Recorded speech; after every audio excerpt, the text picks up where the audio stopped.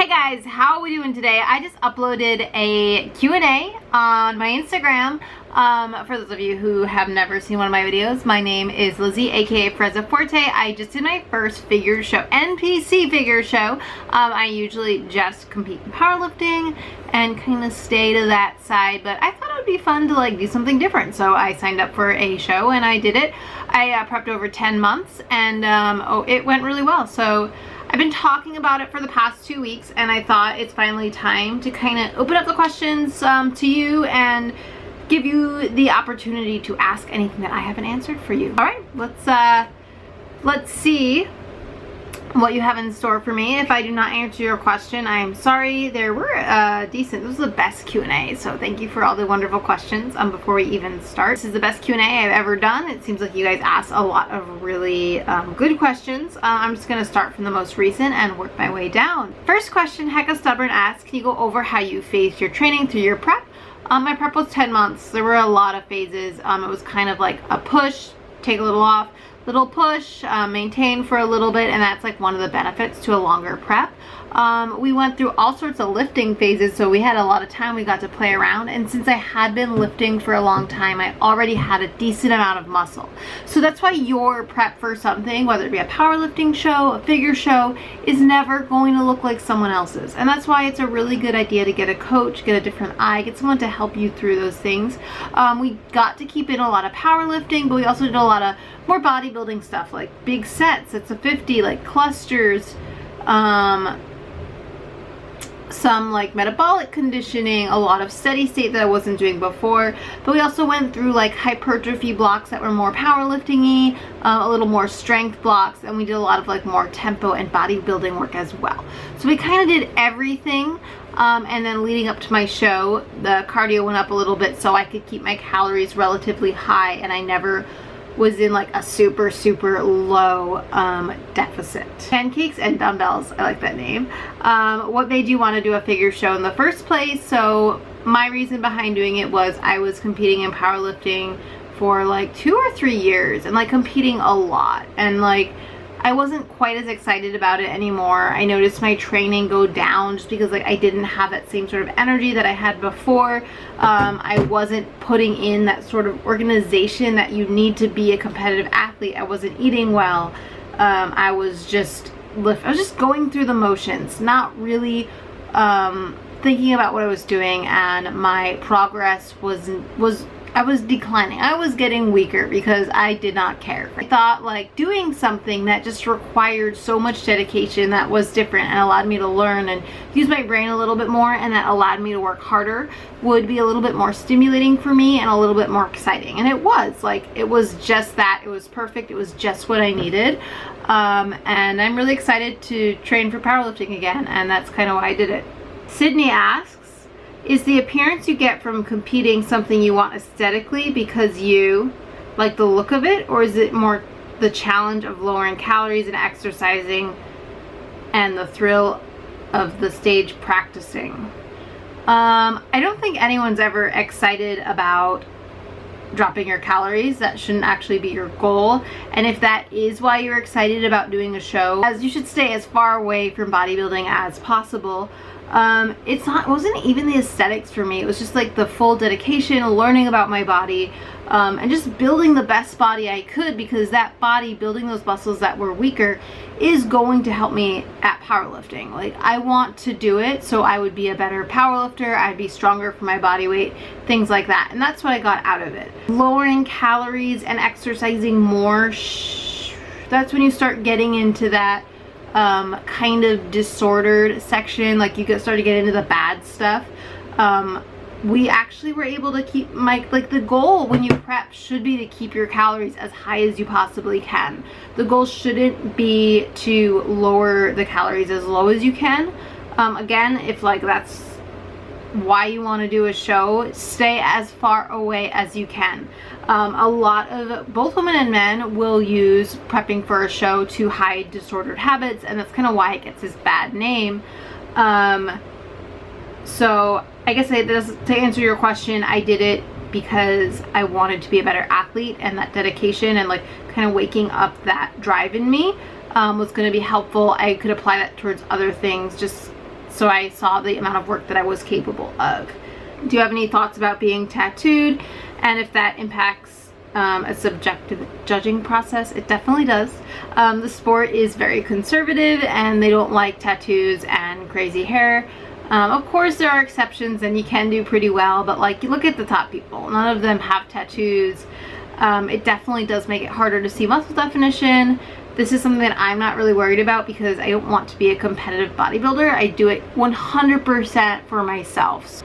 Let's see, how might you approach future competitions in any field differently after having this experience? I have realized how much like more work and like how much more I'm capable of, how much stronger I am, and what I can do. So I think by putting 100% dedication into something, you get much better results. And I think that when we do powerlifting, especially, it's like a sport of being lazy, or that's what we see it as. It's like the sport for people who don't want to exercise. But seeing how that exercise and extra work actually made me stronger, I just can see how much more effort I can put into my training and my physical preparedness, which is very important for strength sports. I know some people would argue against that, but it definitely is. And I think we're going to see more of that as strength sports get more popular, is that people who are in better physical shape are going to be the people as a whole, especially in the lower weight classes, the people who perform better. Did you enjoy most of it all? I just enjoyed like the time to myself. I loved making the time for myself. I loved cooking, so I learned how to cook. That's definitely what I enjoyed the most, is learning how to cook and just kind of seeing how much more there is and how much more I can learn. What have you learned from this experience? B. Briggsy says, and if you had to do it all again, would you do anything differently? No, I didn't do it differently. I think I did really well. Maybe I would have worked on my posing more, but like, I worked on it a lot. I put a lot of time into everything, and of course it's not going to be perfect. You can't expect yourself to be perfect the first time you do anything. I wish I wasn't as nervous going into the show. Like, I was really nervous for no reason.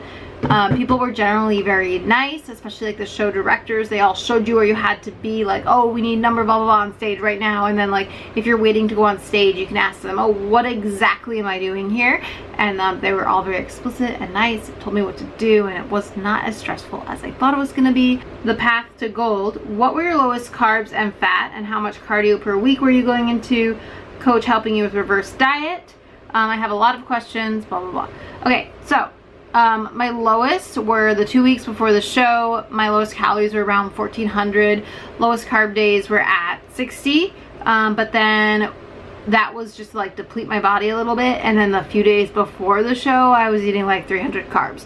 So it wasn't that bad. And when I had the lower carbs, my fats were higher.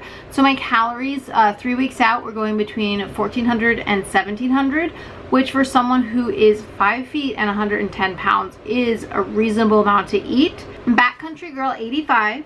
I did my first prep last year. I had a hard time with the food. How did you stay focused and have a little social life? Did you have any body issues before or after? And how do you stay looking amazing after the show? Oh, thank you. Well, I'm only 2 weeks after the show, so we'll see how long. Also, I always think I look amazing. So that is the point number one, is before the show. Even though I think I lost about 25 pounds. I thought I looked amazing then. So I think I always look amazing, which might make me slightly narcissistic. But it's very helpful in dealing with body image issues. I had body image issues in high school, but as I grew older, I really started not really caring what anyone thinks except myself, and that definitely helped my body image issues. And I just have all these projects and things in my mind and things that I care about so much more than what I look like in a specific dress. I didn't have that much trouble sticking to my diet, and it was mainly because I spent a lot of time cooking. I learned how to cook. I use it as an opportunity to make delicious food, which really helped with cravings. I think if you're always eating junk food or eating out and trying to like make that fit into your macros, it's really hard and it's stressful. But if you're like cooking really good healthy food, you're just gonna have less cravings. I'm also I'm a very type A person who is very good when they have a lot of like regimented time. I would would like just be very specific. I'm gonna eat at 9, 12, 1, 3, 6, and 9. I'm just gonna eat every 3 hours starting at 9 a.m. And then I was like, by the time I got hungry and was like, oh, I wanna like eat all this stuff, it was time to have a whole nother meal. So like, that was very helpful. I never was a person to go out drinking, so the social things that I do didn't really get in the way of the work I was putting in at the gym. So that really wasn't a problem for me. When you start, like, I've been lifting for 6 years. When you've been lifting for 6 years, most of your friends are your gym friends. And that's something that just happens after you've been doing something, whether it's whatever hobby it is, after you've been doing it for a while. That's kind of what your life, that's what your friends become, and then that's where you get your social stuff. So that was that. And lifts, what were your lowest calories at? Already answered that. And did you find yourself craving certain foods? I would crave certain foods, but I would cook them. I would make the foods that I craved. I would fit them in so I could eat them.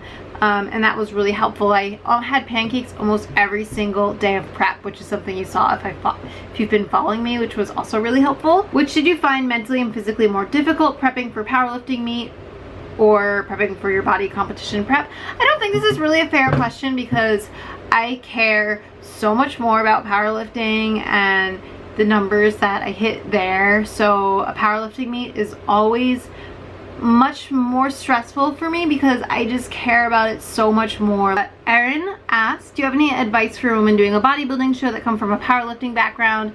It was really fun. Don't be surprised if the way your body looks after your cut is a little bit different than everyone else's, just because you're gonna probably have a bigger waist than most people. Like, your lats are probably gonna like look like they come in a little bit lower, things like that. And like, don't be as concerned about what everyone else is doing. Just like, go do your best, have a lot of fun with it, use it as a time to build your body how you want, and what will make you feel better about yourself and stronger, and what's going to help you, not necessarily what the judges are looking for, what the other girls look like, unless that's what you want to do. That's a different story. How many would you say the prep cost, like additional to what you're doing before? And was difficult to dial in your nutrition? We talked about that a bit. What do you think of the spray tanning experience? So first, I spent a couple $1,000s on prep, which is a lot. You don't have to do that. Like, you can do it all at yourself. So I like went full in on it. I hired an amazing coach. If you're gonna hire a coach, hire a good one or do it yourself. Hiring a bad one can actually be very detrimental. So I would recommend either hiring a very experienced coach or doing the research yourself. Don't skimp out and get someone in between, because they can actually do a lot of damage to your you and your body. So either do the work yourself or pay the money. That's the choice you have. Since it was my first one and I was prepping for almost a whole year, I decided just to like pay the money. And because I'm a teacher myself, so I think it's important for me to hear other people and have like other people's ideas and just learn. So I used it as a learning experience. I bought a very expensive suit that was fully encrusted. Again, you can do that yourself. You don't need the expensive suit. I worked with some people for posing, things like that. So I kind of went all out. And it ended up costing about, I want to say, $4,000, but I don't want to think about it because I'm broke, and the 4 weeks leading up to prep, I woke up with negative $500 in my bank account every Monday, which was fun and exciting and an added stress to my day that I wasn't looking forward to, but you know, it is what it is.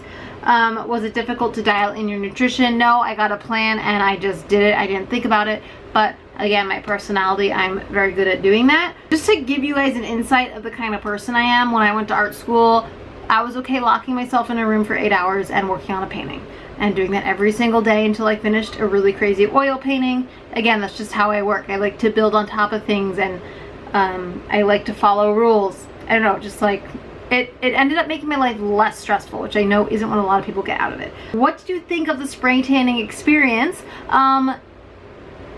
it was fun. I got to be like glitter and dark. You are naked and someone's like just spraying stuff everywhere. I've like gotten waxed before. I've been naked in front of a lot of people before, and if you're someone who's not comfortable with that, like you're gonna have no clothes on, you know, you're just there, they're spraying you.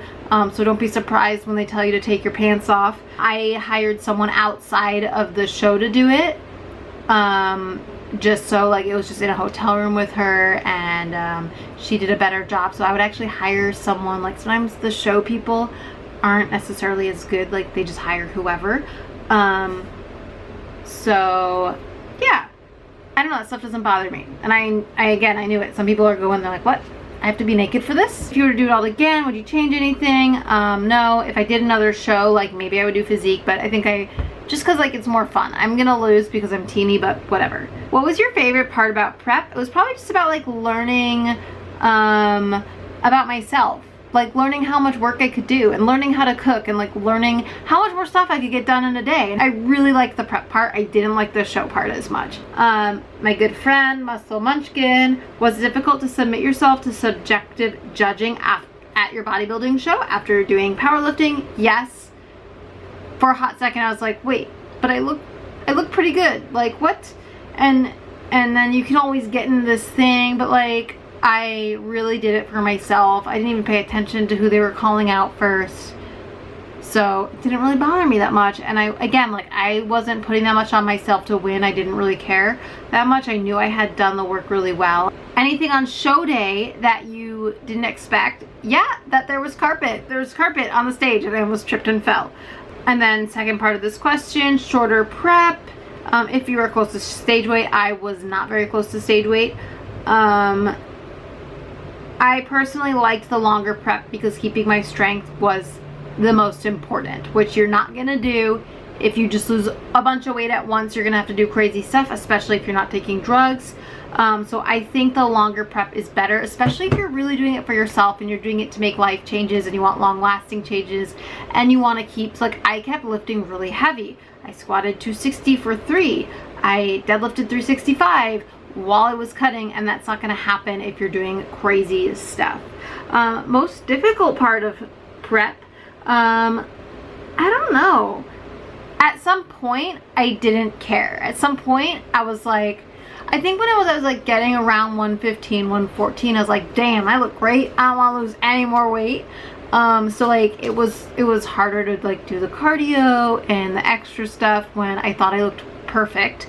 And I didn't really care about losing more weight because I knew I was doing it for myself. So there was a little point where I was like, like I wasn't so psyched out about it. But then I like was able to re-psych myself out because like I had been doing it forever. So it's like, you might as well put the work into it.